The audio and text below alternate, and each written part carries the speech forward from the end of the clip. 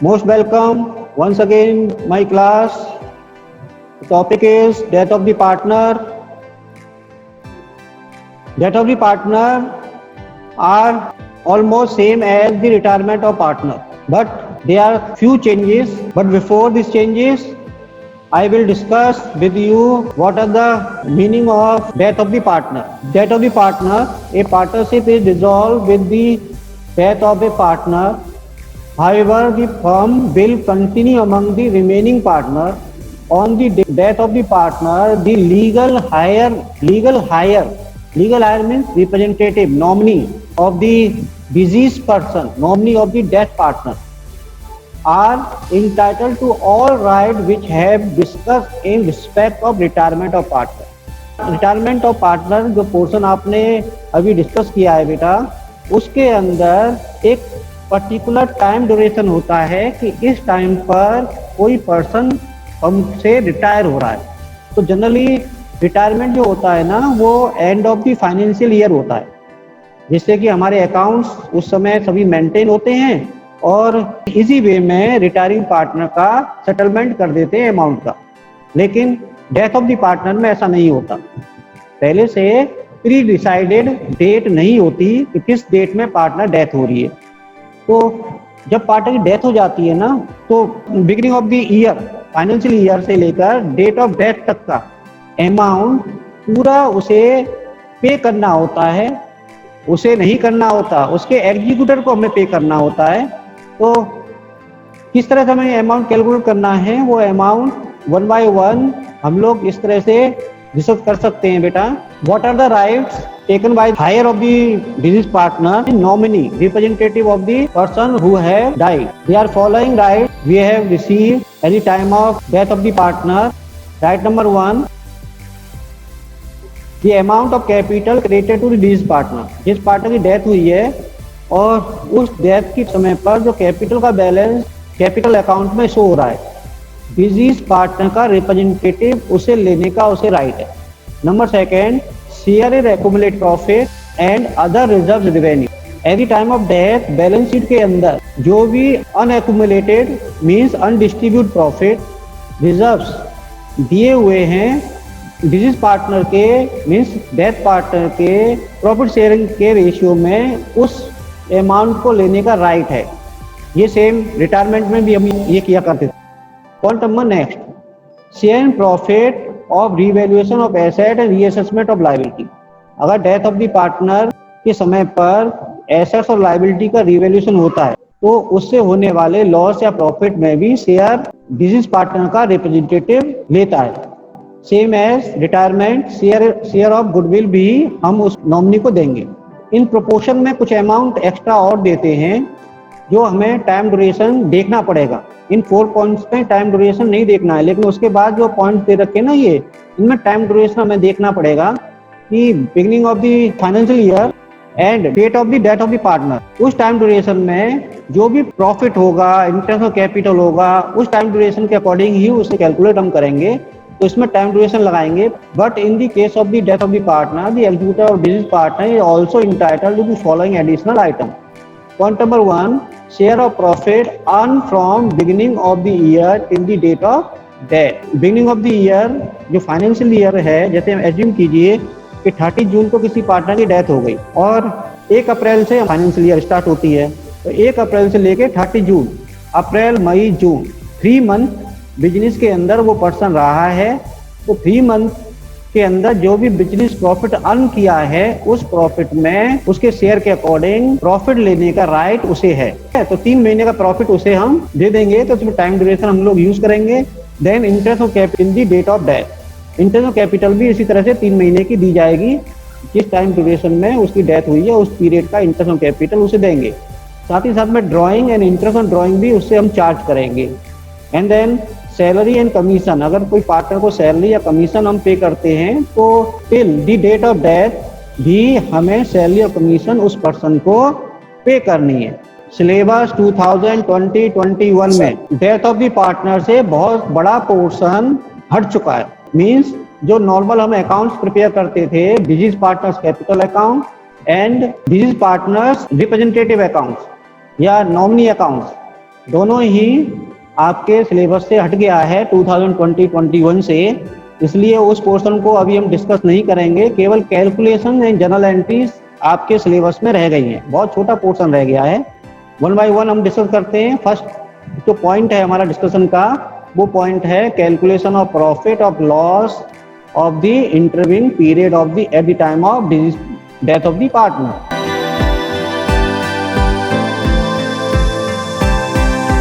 Firm की financial year start होने के बाद जितने समय तक कोई पार्टनर बिजनेस में रहता है, उस टाइम ड्यूरेशन के अकॉर्डिंग उसको प्रॉफिट उस पीरियड का मिलेगा। तो अकाउंट्स हमारे कंटिन्यू चल रहे होते हैं। अब आपका क्वेश्चन हो सकता है कि सर ये बताइए कि हम तो 31 मार्च तो अगर अकाउंट हमारे क्लोज होते हैं तो उस डेट में ही हमें पता चलेगा इस साल का प्रॉफिट कितना हुआ, बीच में तो कैसे पता लग जाएगा भाई, अकाउंट तो हम क्लोज करेंगे नहीं, तो भाई कैसे पता लगे? There are few methods to calculating how will we pay as a profit to death of the partner. तो there are two basis of calculating of such profit. It is calculate by any one of the two method given below. ये question के अंदर दे रखा होगा आप लोगों को कि प्रॉफिट हमें किस बेसिस पर कैलकुलेट करना है। तो basis number 1, on the basis of time.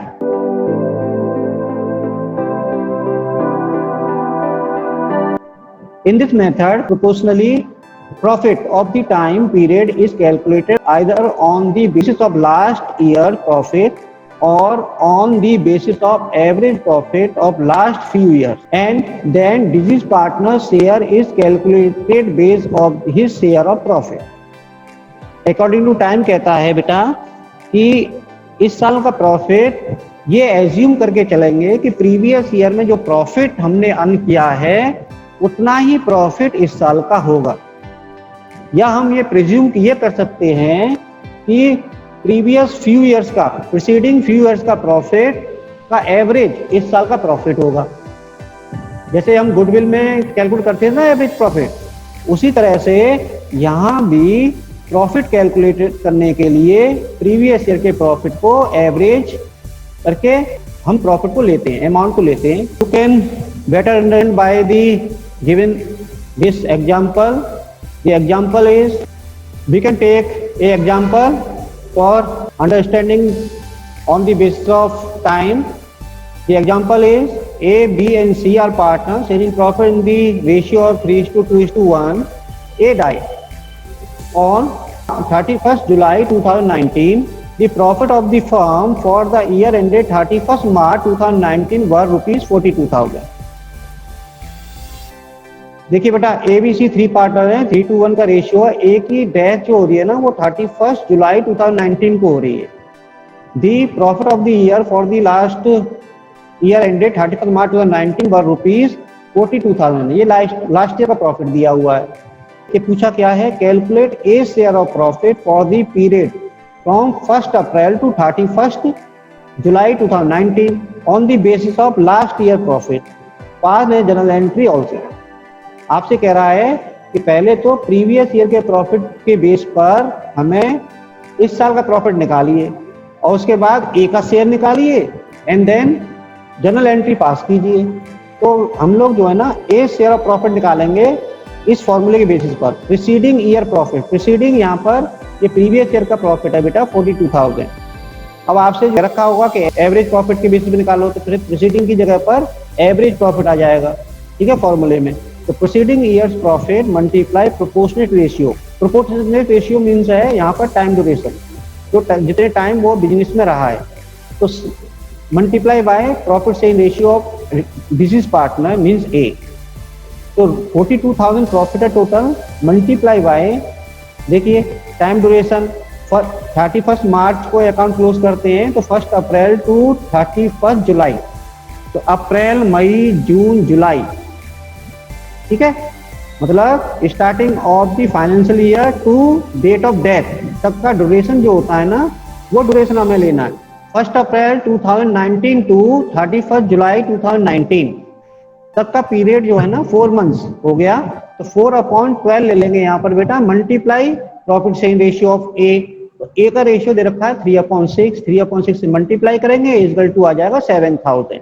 अब 7000 से हमें जनरल एंट्री करनी है the profit and loss suspense account debit to A's capital account 7000। अभी क्योंकि ये प्रॉफिट ना सस्पेंस में है, इस साल का एग्जैक्ट प्रॉफिट नहीं है, ये प्रीवियस ईयर के प्रॉफिट को बेस लेके इस साल का प्रॉफिट माना है, इसलिए सस्पेंस में है और इसलिए P&L के साथ में सस्पेंस वर्ड यूज करेंगे। तो profit and loss suspense account debit to deceased partner means A's capital account.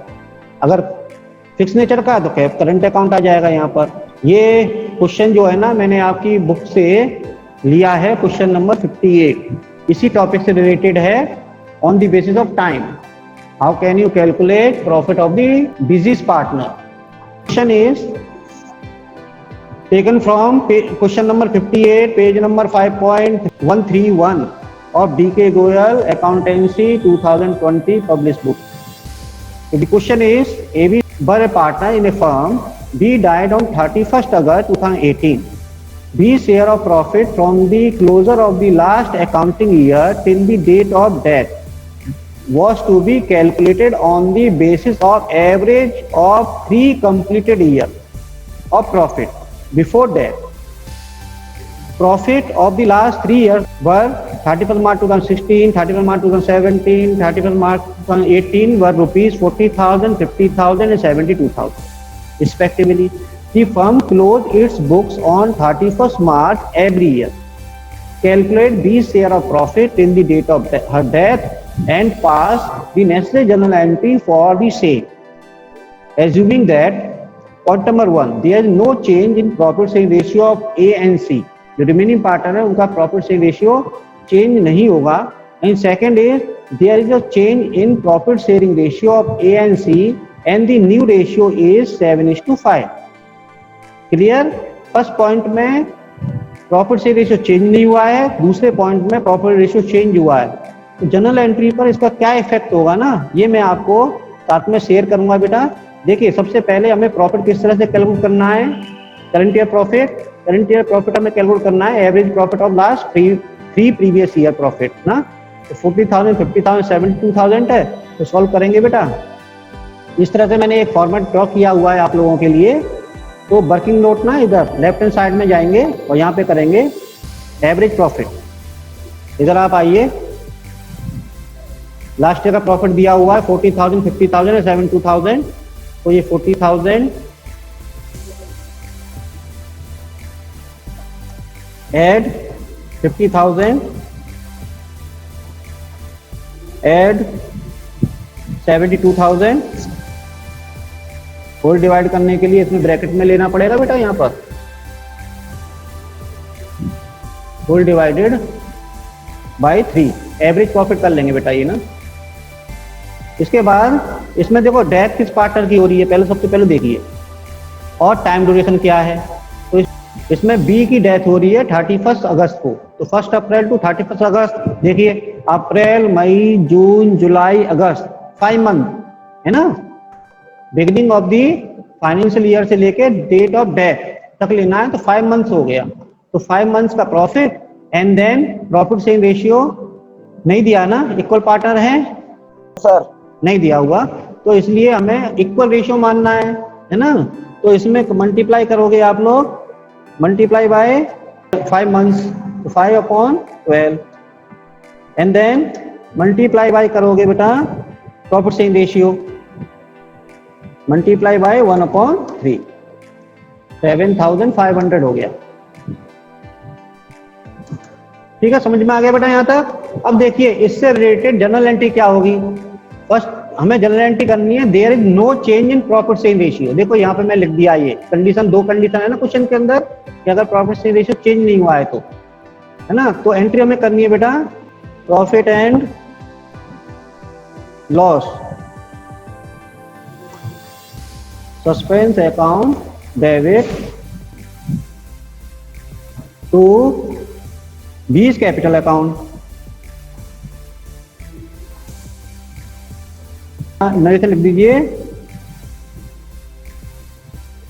Profit given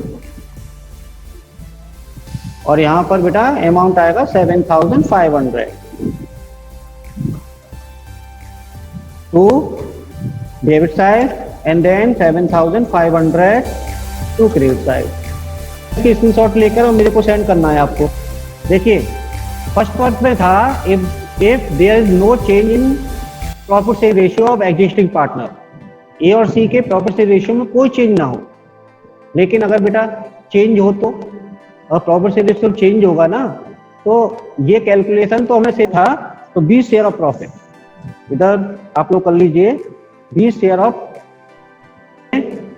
calculate किया था, इस पॉइंट में भी इसी तरह से ये हेल्प करेगा हमें। ये ध्यान रखना कि अगर प्रॉफिट शेयरिंग रेशियो चेंज हो जाता है डेथ की कंडीशन में भी, तो हमें गेनिंग रेशियो कैलकुलेट करना पड़ेगा। ठीक है, तो गेनिंग रेशियो आपको निकालना है पहले।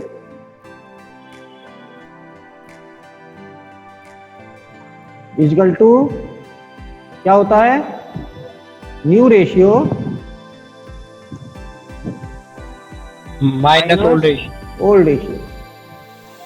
अब हमारे पास पार्टनर है ए एंड सी, तो ए का न्यू रेशियो है ऊपर दिया हुआ, देखो यहाँ पर there is a change in profit share ratio of A and C of new partner, new ratio is 7:5। तो 7:5 है ना, तो 7/12 हो गया इसका, 7/12 माइनस ओल्ड रेशियो था 1/3, 1/3 तो इक्वल टू हो जाएगा बेटा, कितना हो जाएगा बताइए। यहाँ पर हो जाएगा बेटा 7 माइनस 4/12, 3/12। अब आ गया सी, तो सी इक्वल टू 5/12 माइनस एक ओल्ड रेशियो था 1/3, तो इक्वल टू हो जाएगा बेटा ये कितना होने वाला है, इन ब्रैकेट ले लीजिए आप लोग। देखिए ये हो जाएगा 5 माइनस 4/12, यस, तो 4 इन ब्रैकेट क्लोज और डिवाइडेड बाय 12, यही होगा ना। इक्वल टू हो जाएगा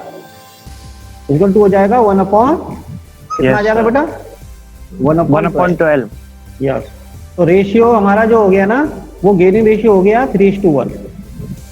तो देखिए अब आपको एंट्री क्या करनी है, इस एंट्री में profit and loss suspense account debit to B's capital account, ये एंट्री चेंज हो जाएगी। तो एंट्री होगी बेटा, समझना, प्रॉफिट एंड लॉस सस्पेंस की जगह पर ना आपको लिखना है रिमेनिंग पार्टनर, तो as capital account debited. Next remaining partner C, तो C is capital account debited to death of the partner, death है बी की, तो टू बीस कैपिटल अमाउंट। देखिए यहाँ पर बी का सीआर साइड में आएगा 7,500 एंड देन ए और सी का मुझे बता दीजिए किस रेशियो में डिस्ट्रीब्यूट करेंगे। नरेशन आपको लिखना है यहाँ पर, profit of disease partner borne by remaining part A and C in gaining ratio. Gaining ratio is 3:1. 5,625 first partner and then 1,875. Question complete हो गया कि अगर प्रॉफिट शेयरिंग रेशियो चेंज नहीं हो रहा, ओल्ड रेशियो के बराबर है, या क्वेश्चन में न्यू रेशियो नहीं दिया हुआ, तो उस कंडीशन में आपको ये एंट्री करनी है, profit and loss suspense account debit to B's capital account. लेकिन अगर प्रॉफिट शेयर रेशियो चेंज हो रहा है, तो उस कंडीशन में गेनिंग रेशियो हमें कैलकुलेट करना है, और गेनिंग रेशियो कैलकुलेट करने के बाद में प्रॉफिट एंड लॉस सस्पेंस की प्लेस पर हमें रिमेनिंग पार्टनर्स कैपिटल अकाउंट को डेबिट करना है। Means A's capital account and C's capital account debit और to death partners capital account. Gaining ratio में डिजीज पार्टनर्स का शेयर ऑफ प्रॉफिट डिवाइड कर देना है।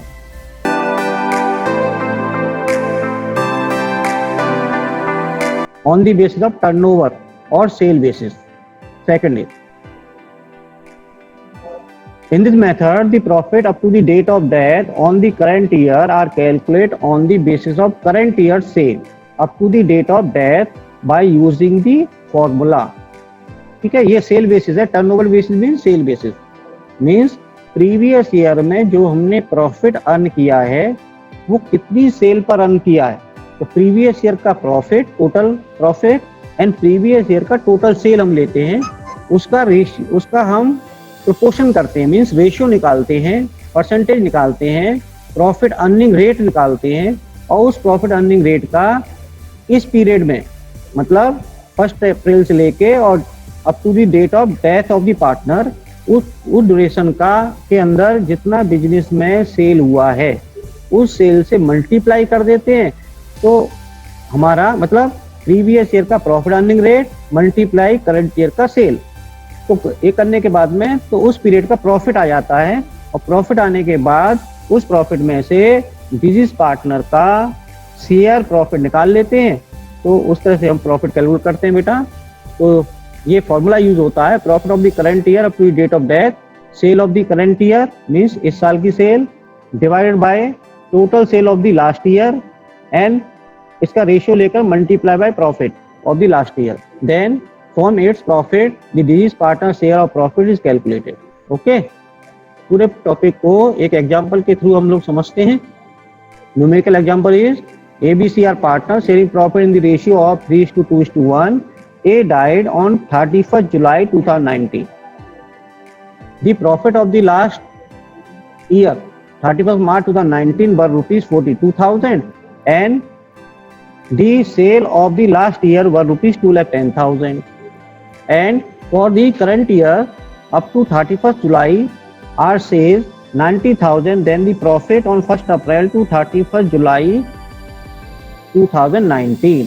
क्या पूछा उसने कि प्रॉफिट फॉर 1 अप्रैल 31 जुलाई 2019 तक का आप कैलकुलेट कीजिए। लेकिन मैंने जो डेथ हुआ है ए, उसका प्रॉफिट भी कैलकुलेट किया है, उससे रिलेटेड जर्नल एंट्री भी की है। तो प्रॉफिट किस तरह से कैलकुलेट करेंगे, लेफ्ट हैंड साइड में जो बॉक्स बना हुआ है इसको आप देखेंगे।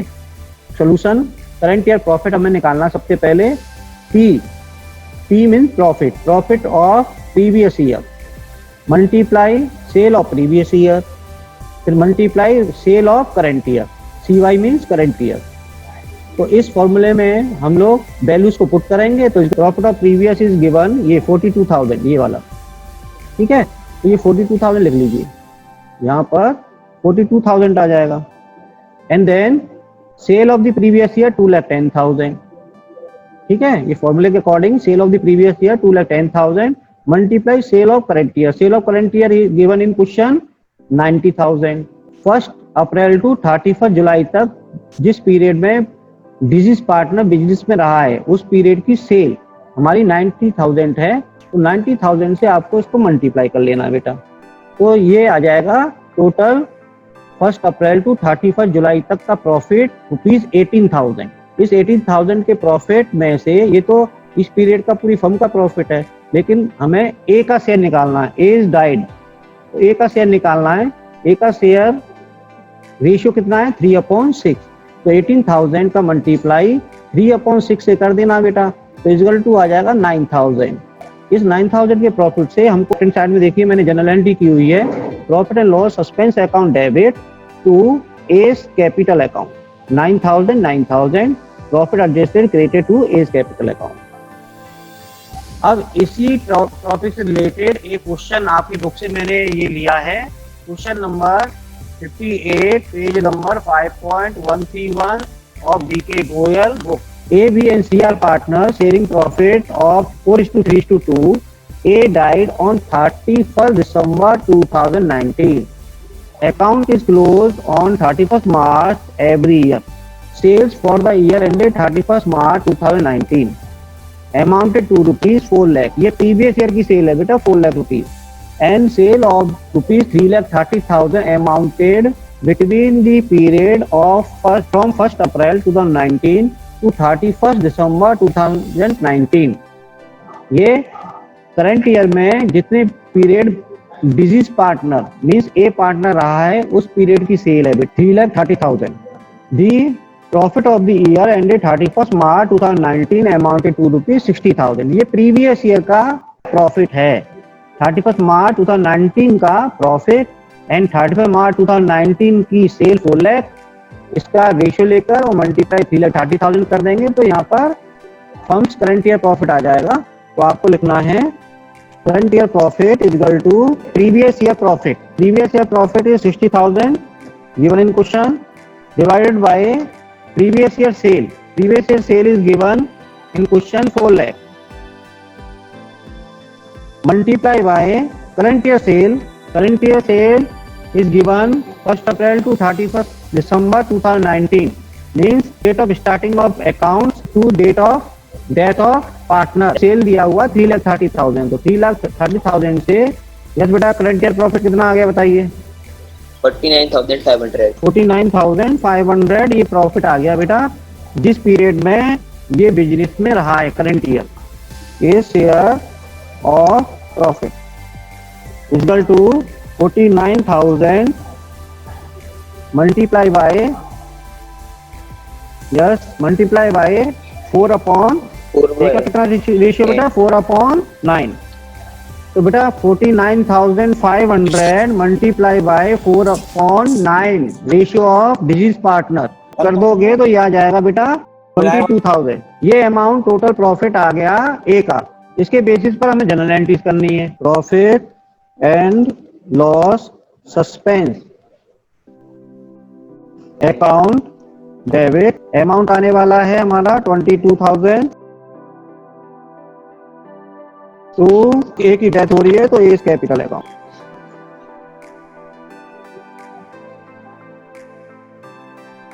Capital account amount 22,000। नरेशन आपको लिखना है current year profit credited to business partner.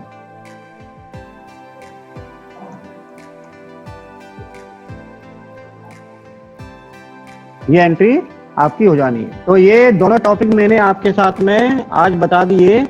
क्या क्या बताया, एक तो प्रॉफिट किस तरह से कैलकुलेट करते हैं अकॉर्डिंग टू टाइम बेसिस और अकॉर्डिंग टू टर्नओवर बेसिस।